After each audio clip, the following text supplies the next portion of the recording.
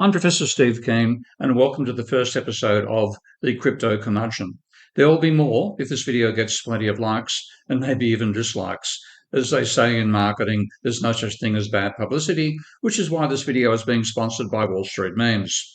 Now, the cryptocurrency meteor called Bitcoin hit planet Earth in 2009 with the explicit goal of doing to fiat currencies what the Chicxulub meteor did to the dinosaurs. It contained the message, Chancellor on brink of second bailout for banks, which was a headline from the Times of London about the mess that banks had made of the financial system in the global financial crisis. Satoshi didn't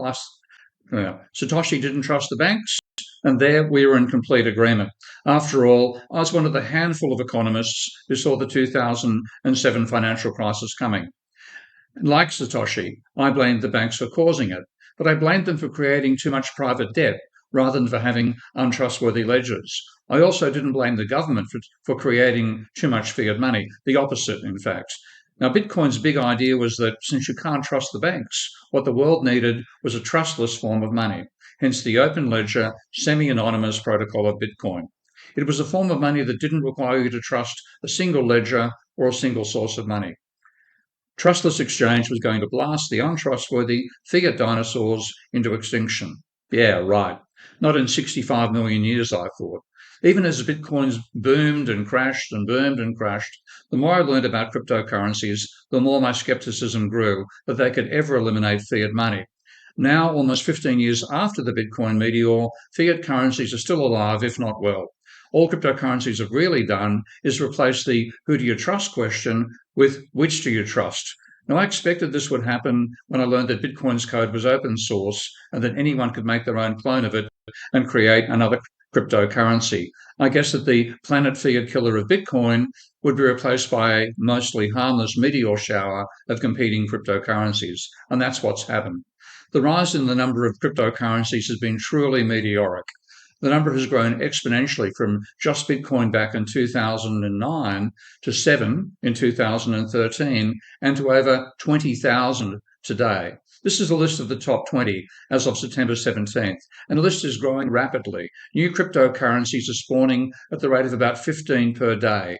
And to mix my evolutionary metaphors, this is a Cambrian explosion of cryptocurrencies. It's grown at 80% per annum since 2013. And if that rate keeps up, by 2040, there would be one cryptocurrency per human. Now, this would defeat the purpose of a currency, which is to enable exchanges between people, and for that to work, you need lots of people per currency, not one currency per person. So just as the Cambrian explosion gave way to a handful of survivors from which all life today has sprung, we need an extinction of cryptocurrencies as well. And which cryptocurrencies are going to survive? Well, it probably comes down to the ones you trust. And that's exactly the same issue that Satoshi thought he was getting rid of in 2009. As I said, as the Crypto Curmudgeon, this was a sponsored video. These are the people who sponsored it. They want you to dive in and join this Tier 1 exchange. Multiple ways you can do it. They tell me you can also potentially win 50,000 somehow and doing all this stuff. It's not my scene, but if you want to dive in there and give it a go, make sure you take notice of the important advice there. Panic and don't panic. Something with the Hitchhiker Guide to the Galaxy that I actually appreciate. Bull Street makes sense as well. Go and play. And maybe they might get me to shoot another video where I talk trash about crypto. Bye all.